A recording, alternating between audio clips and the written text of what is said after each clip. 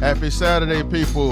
We finally made it. The first full weekend of college football is finally here on what capped off an enormous Friday night that was filled not only with high school football, but college football as well. My name is Brutus J, and this is Brutus J Podcast, and let's talk about it. All right, guys, as I said, very excited to be coming to you guys on this beautiful Saturday morning that is jam-packed with a lot of college football games that are going to take place today. As you can see, I'm all locked and loaded. I even got the grill ready to be fired up a little later on because you know I love to put some meat on that grill. But right now, let's get to it. Yesterday or last night, a lot of great high school football took place last night. And it looks like from what I see, all the local teams were able to come out on top, including Bowden, 48-7 over Bremen, Carrollton, 28-21 over Rome. I listened to a little bit of that Carrollton game. If I'm not mistaken, at one point in that game, they were down 21-7, but were able to come back and win that game. We know the Trojans, man. They some road warriors, always have been. Central, 49-0 over Hiram. I'm pretty sure them Walton boys and Mr. Harris had a game, and I can't wait to see those stats and the videos. I'm pretty sure somebody gonna be posting them on Twitter. All right, we got Harrison County 41-7 over Greene County. Heard County 42-0 over Murphy, North Carolina. Man, I tell you, they are traveling across state nowadays. We have Mount Zion 20-6 over Bethlehem Christian. And finally, Temple 41, Tryon 20. So, like I said, looks like all of the local teams in the Carroll County area were successful. I also do love talking about Cartersville High School. Why? As I said before, I reside in the Cartersville area, and I know a lot of parents who have kids who not only played at, Cartersville High School, but, they're very successful in the college level, some even in the NFL. But, hey, the same way in Carrollton. We know Carrollton, the Carroll County area, period, produces a lot of talent. I look forward sometime in the future to interviewing a lot of those players, not only in high school, but in college as well. Now, let's talk about some of these college games that's going to take place today. I tell you, man, it is jam-packed. It is jam-packed. We got Notre Dame, Miami. This game is going to be real intriguing. You got Beck, who came from Georgia. A lot of people say, that Beck is a really good quarterback, but he didn't have the right receivers around him. A lot of drop balls. I watched a lot of Georgia games last year, and were there a lot of drop balls? Yes, but I kind of felt like a lot of times Beck held on to the ball a little long. But sometimes when you got a fresh start, you can be a little rejuvenated. So who knows? But I still got Notre Dame in this game. I mean, Notre Dame, it's I don't know what it is. It's just something about Marcus Freeman, the head coach. He's a little different. Also, you have Florida State and Alabama. We all know how I feel about Alabama. We know how I feel about Alabama. But they're going to win. I'm sorry, they're going to win. The reason why they're going to win, Florida State quarterback, he has been jabbering all summer long. You just don't want to do that. Not against Alabama. I'm an LSU fan, and if I hear LSU football player talk smack about Alabama, that'll make me mad. I mean, these guys, people love to say because Nick Saban ain't there that the Alabama going down, but Nick established a culture. I mean, the culture was already there, but he made it better. So, I don't care who they bring in there. Alabama's going to be Alabama. Yep. So, I got Alabama winning this one. Next game on the docket, Texas and Ohio State. Oh, my God. All I keep hearing about is Arch. Some say overrated, some say underrated. I don't know. 2 games, Mississippi State, Louisiana Monroe.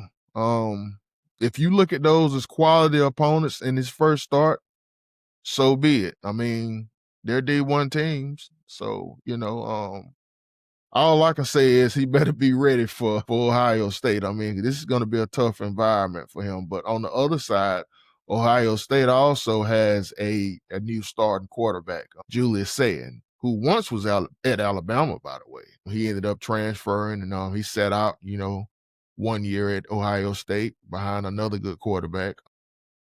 I kind of got a feeling that this game might kind of rely on the running game. I think it's going to be on the trenches because Texas lost a lot on the offensive line, but then if you look at Ohio State, they lost a lot on the defensive line. So this game is probably going to be a bit of a battle in the trenches. But I think Ohio State is going to win, number one, because of home field advantage. Number two, Jeremiah Smith. They got the best player in football, period. So I got Ohio State, edging this one out. And third on the docket, my LSU Tigers against Clemson Tigers. Oh, my God. When I tell you this game, the build up on this has been massive. This game hasn't just been getting built up for the past few months. This has been getting built up, at least on LSU side, for the past year. Why? LSU's lost 5 straight opening games. That's a lot. And it's going to be a lot of pressure on this coach. Because if, putting a lot of pressure on one game, especially the opener, and you lose, I mean, that's going to take a lot out of them. So I'm not even going to say hope. I expect the Tigers to win this game. People love to bring up Clemson has Death Valley. They're the real Death Valley. LSU is the real Death Valley. Well, if everybody don't know the history, Clemson, they had Death Valley first, and I think 10 years later, LSU came out with Death Valley. But if it really came down to it, it don't take any, I don't care what conference you in, SEC, ACC, Big 10, Big 12, Pac-2, whatever it is, everybody know that Death Valley and LSU is just different, especially at night. I love the entrance that Clemson do at their Death Valley. It's nice, but it doesn't compare to LSU. But as far as the game, you got 2 great quarterbacks, Klubnik, Nuss.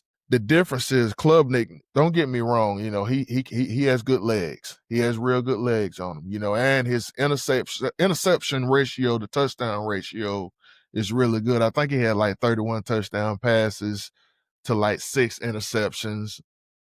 Nuss, on the other hand, I think he had 30 plus, touchdowns with 12 interceptions, but he had high yardage. The knock on Clemson, however, is last year they went 0-3 in the SEC, blown out by Georgia, lost at home to South Carolina. Also, they lost to Texas in the playoff game. And that Texas game, I tell you, they ran all over them. When I say ran all over them, they ran all over them. The running game just destroyed Clemson. But, that was last year, and Clemson has a lot of people coming back, and the rankings revolve around what's coming back. So, Clemson, they're picked to win. I think the spread was like 3.5, 4 points, something like that. A lot of it probably, is because they're playing at home.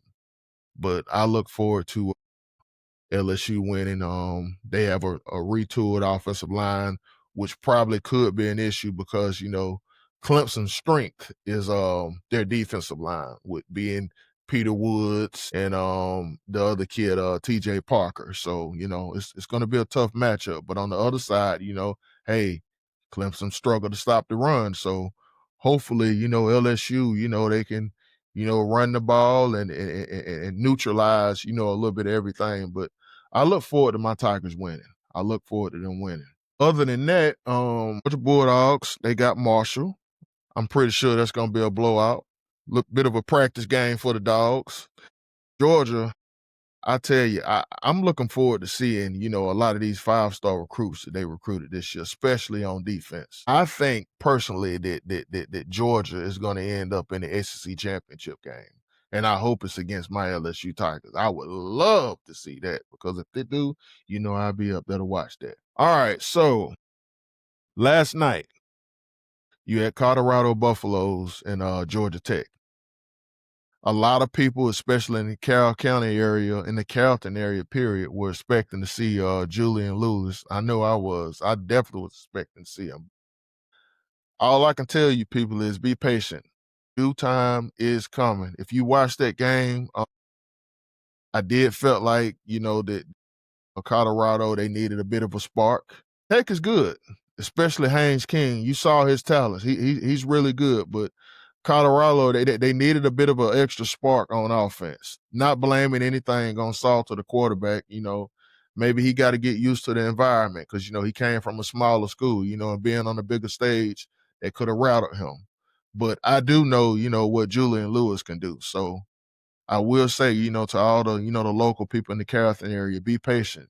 Jew time is coming. But other than that, Georgia Tech was able to pull out that victory 2020. It was a great game. I was able to catch at least the final 2 quarters of that game.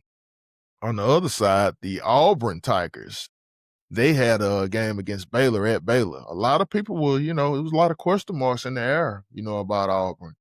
Especially, with the quarterback situation, they got to transfer over from Oklahoma. And I think even though it's the first game, it was against Baylor. Baylor is Baylor, known for great offense, terrible defense. But, Auburn showed up and they look pretty decent. So they're probably, going to be a havoc to a lot of teams in the SEC this year. I thank God that LSU don't have to play them. So that's somebody that Georgia going to have to deal with, Alabama going to have to deal with, and others. But, with, this SEC, big as it is now with it including Texas and Oklahoma, they took Auburn off a lot of people's schedules, including my LSU Tigers, and I'm happy about that. I can't lie. I'm happy. I am very happy about that. But like I said, today, I know a lot of you guys, like I say, going to be burning your grills, your smokers. I know I can't wait. As soon as I'm done recording, I got to hop to the grocery store and, get a few supplies and, and get some meat on the grill because ain't nothing like watching a good game with some good food in front of you. Yeah. But yeah, this Saturday is going to be filled with a lot. But I haven't explained a lot about myself. Originally, I am from Carrollton, Georgia. I graduated from Central High School. I played football. I'm not going to lie, I wasn't very good.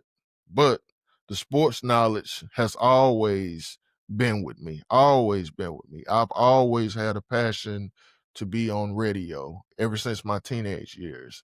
But nowadays you don't even have to go to school to do this.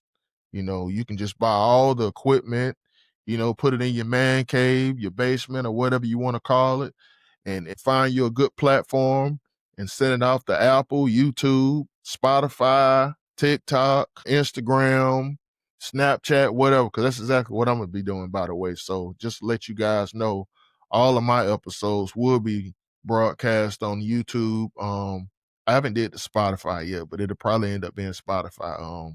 There'll be clips going on Facebook. There'll be clips going on Instagram. I'll be uploading some shorts, here and there during the week, but mainly Saturday mornings. Saturday mornings is when, I love to get on here, and try to preview some college football games and then talk about some high school football games. I want you guys to get an understanding of something too about me. When it comes to high school athletes, very passionate when it comes to high school athletes. I have a son, by the way, who plays for the University of North Carolina. I had a guy ask me the other day, hey, I saw on one of your clips, you got a lot of LSU stuff, but you had on North Carolina stuff. What's that all about? Well, here's the thing. I have a son, as I said, who plays for the University of North Carolina. During the spring, he tore his ACL, his MCL, and his meniscus. So he's out for the entire season. He's rehabbing. He's a smart kid. Rehabbing's going well. So God willing, he will be back next year. But we all know how the college game goes. It's just different. And, also, this is his senior year. This is his senior year, and that was an unfortunate situation. But as we know as parents, we must continue to support because the main thing, and I'm going to say it again, the main thing, what is most important is that degree. And I think that is something that's not discussed a lot. Nowadays, it's all about NIL, NIL, NIL. We don't talk about these kids' grades. We don't talk about that. Like, I can give you a prime example. Julian Lewis is a phenom.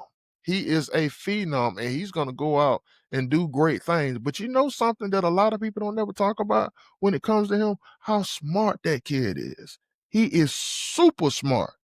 He is super smart. Don't nobody talk about the grades. They don't do it no more. It's all about, the money, getting them out in camps. And don't get me wrong, that's the right way to do it as far as, getting them out in camps, getting them noticed, but at the end of the day, it's all about those grades. It's all about those grades. That is most important. But I thank you guys. This is a bit of a short episode this week. I'm going to try to run it around anywhere from 20 to 30 minutes. And I look forward to getting back on here. Probably sometimes next week, I'll run a few clips, maybe some highlights. And as I said, in the future, I will be interviewing players. It'll be some high school players.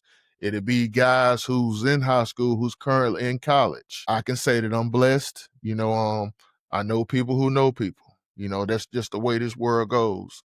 I know parents who have kids who I went to church with, who I'm real good friends with. I look forward to interviewing with these guys so they can tell me what the college life is like, even though I know what it is with my son, because he feeds me through a lot of that stuff or whatever. But I'm interested in hearing other kids, how their experience is going. Because like I said, it's not all about football. What are these kids doing, other than that? What are you doing around campus? What are the classes like? What's your schedule like between, you know, whether it's weightlifting and practice, classes, a lot of when you air this stuff like this over the radio waves, when kids hear this, they get interested in this. They want to know all this stuff. Not just about NIL and the money. Don't get me wrong, everybody loves some money. I love some money, but we other things are important that can lead up to money, you know. But once again, I thank you guys for, tuning in on this first episode. And I look forward, as I said, putting even more clips out there. And I will see you guys again really, really soon. You guys enjoy this Saturday filled with a lot of good college football. Eat good, and I'll talk to you later.